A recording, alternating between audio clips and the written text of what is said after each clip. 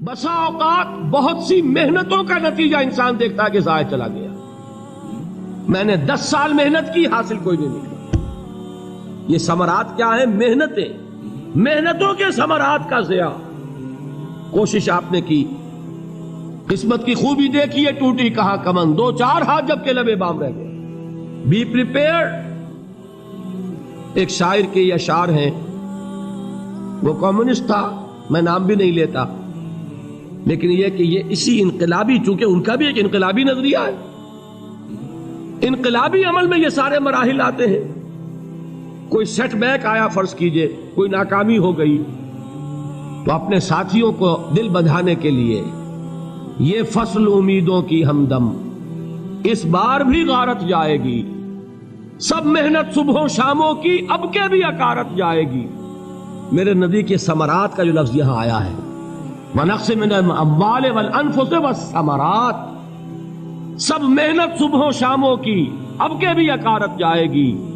دھرتی کے کونوں کھدروں میں پھر اپنے لہو کی کھاد بھرو، پھر مٹی سینچو اشکوں سے، پھر اگلی رت کی فکر کرو، پھر اگلی رت کی فکر کرو. جب پھر ایک بار اجڑنا ہے، ایک فصل پکی تو بھر پایا، تب تک تو یہی کچھ کرنا ہے. ایک مقصد ہے سامنے، انقلاب برپا کرنا ہے. ایک کوشش ناکام ہو جائے کوئی پرواہ نہیں، نیکسٹ. پھر تیار رہو ناکامی کے لیے. ایسا نہ ہو جو انگریزی میں کہتے ہیں hope for the best but be prepared for the worst.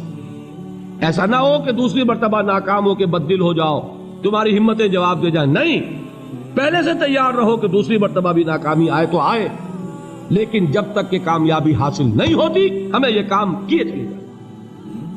دیکھیے سیرت میں آیا کہ نہیں یہ واقعہ.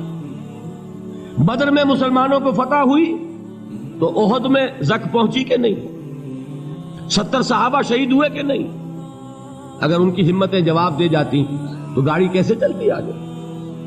تو فرمایا وَلَنَبْلُوَنَّكُمْ بِشَيْءٍ مِّنَ الْخَوْفِ وَالْجُوعِ وَنَقْصٍ مِّنَ الْأَمْوَالِ وَالْأَنفُسِ وَالثَّمَرَاتِ.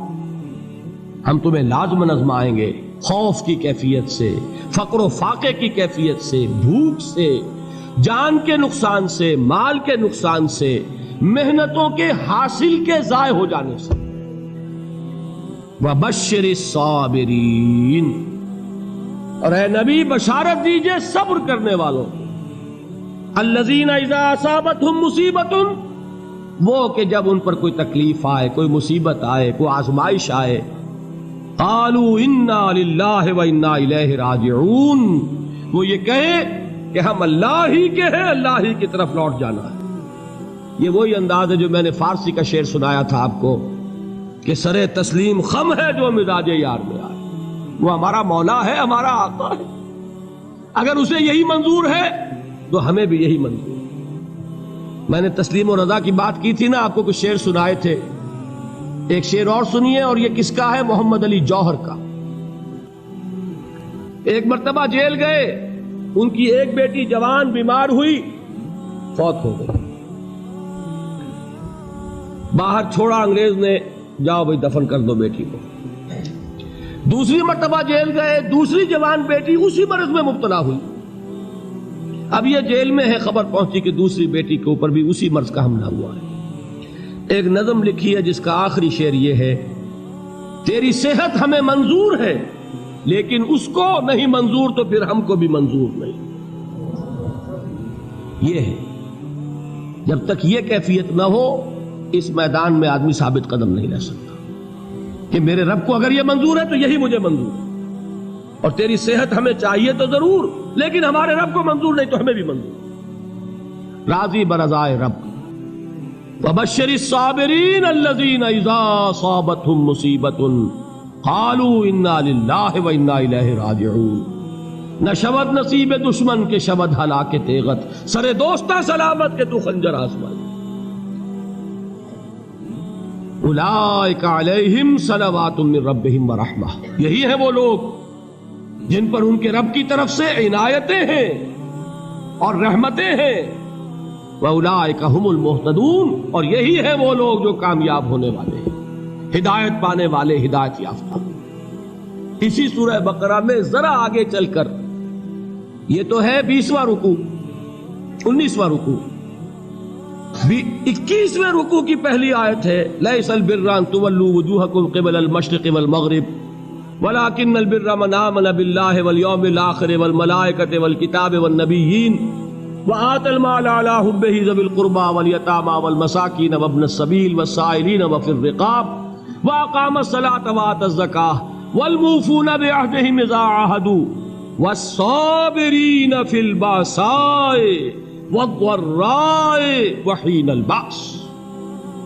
اب یہ آیت جو ہے سورۃ العصر میں جو مضامین آئے تھے سارے اس میں موجود ہیں. وہاں ایمان کا لفظ آیا، یہاں 5 ایمانیات کی تفصیل آ گئی، اعمال کی تفصیل آئی، اور آخری بات وہاں کیا ہے وَتَوَاصَوْا بِالصَّبْرِ، اور یہاں کیا ہے وَالصَّابِرِينَ فِي الْبَأْسَاءِ وَالضَّرَّاءِ وَحِينَ الْبَأْسِ، اور صبر کرنے والے. اصل نیکی ان کی ہے جو صبر کریں. کس میں؟ جنگ کے وقت. ذرائے باسائے، باسا کہتے ہیں فقر اور فاقہ. واحد آئے گا باس تو اس کے معنی جنگ، اور باسا جمع میں آئے گا تو فاقہ فقر بھوک. اور ذرائے جسمانی تکلیف، ضرر جسمانی تکلیفوں میں صبر کرنے والے، فقر اور فاقے میں صبر کرنے والے، اور جنگ کے وقت صبر کرنے والے. اولئک الذین صدقوا واولئک هم المتقون.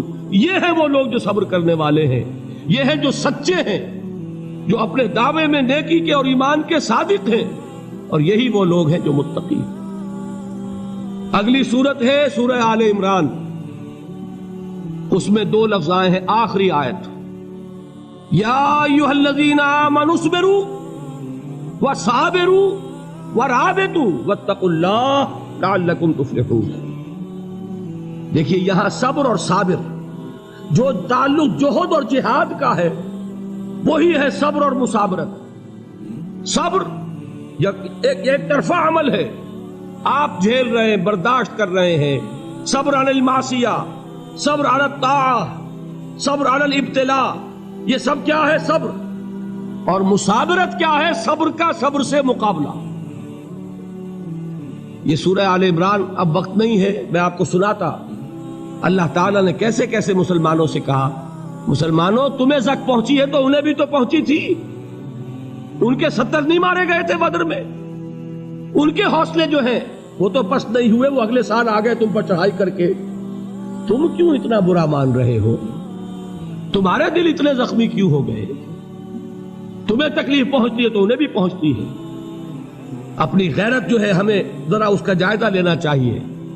لوگ باطل نظریات کے لیے کتنی قربانیاں دے رہے ہیں، لوگ باطل چیزوں کے فروغ کے لیے کتنی محنتیں کر رہے ہیں. جیسا کہ میں نے ابھی کہا تھا، اسی غیرت کو چیلنج کرنے کے لیے، ذرا آپ کی حمیت دینی کو جوش دلانے کے لیے. قادیانی نوجوان کتنی تعداد میں اپنے آپ کو دین کے لیے وقف کرتا ہے، اور آپ کتنے نوجوان ہیں جو اپنے آپ کو دین کے لیے وقف کرتے ہیں،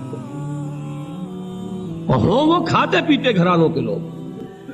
یہ نہیں ہے کہ اگر کوئی اور کام نہیں کر سکتا تو پھر یہ ہے کہ وہ دین کے کام میں لگ جائے. باصلاحیت لوگ، کھاتے پیتے لوگ، ذہنی استعداد رکھنے والے لوگ، اونچے گھرانوں کے لوگ، وہ وقف کریں اپنے آپ کو دین کے لیے. اس کے بغیر کیسے باہر آ جائے گی، کیسے رونق آ جائے گی؟ تو دنیا میں باطل نظریات والے جو ہیں، یہ بات کہی گئی ہے مسلمانوں تم اگر توحید کے لیے لڑ رہے ہو، دیکھتے نہیں ابو جہل کو، اس نے گردن کٹوائی ہے شرک کے لیے، شرک کے لیے گردن کٹوائے، اور تم توحید کے لیے گردن کٹوانے کو تیار نہ ہو. اس نے گردن کٹوائی کہ نہیں کٹوائی؟ اور کس طرح کٹوائی ہے؟ کیونکہ بڑا متکبر قسم کا، فرعون قسم کا شخص تھا. جب گردن کاٹنے لگے تو کہتا ہے ذرا نیچے سے کاٹنا، تاکہ جب تم نیزے کے اوپر چڑھاؤ میرے سر کو تو اونچا نظر آئے، معلوم ہو سردار کا سر. وہ بدبخت مرتے ہوئے بھی جو اس کی کیفیت تھی نا، اس کو ذہن میں رکھیے. تو یہ اس لوگوں نے قربانیاں دی، جانیں دی. تو فرمایا اگر تم ان سے زیادہ قربانی نہیں دو گے، جو نوٹ کر لیجئے اس کو، مجرد اگر حق کو غالب کرنا اللہ کے ذمے ہو تو آنے واحد میں غالب کر دے گا، تمہیں تکلیف ہی دینے کی ضرورت نہیں.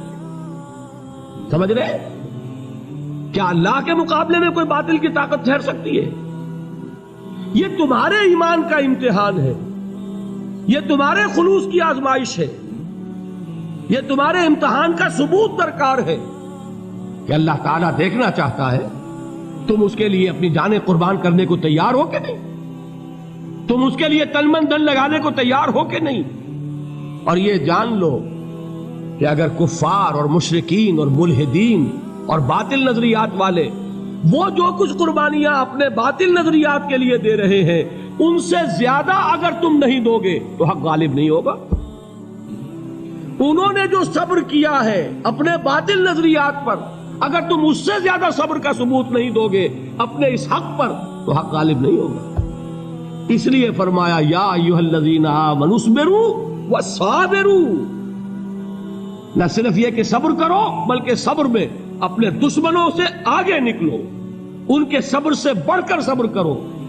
ورابطوا، مرابطہ کہتے ہیں چوکس رہنا، ہوشیار، پہرا دو، ایسا نہ ہو کہ دشمن جو ہے غفلت میں تمہارے اوپر کوئی حملہ جو ہے کر بیٹھے۔ واتقوا اللہ، اور اللہ کا تقوی اختیار کرو، لعلکم تفلحون، تاکہ تم فلاح پاؤ۔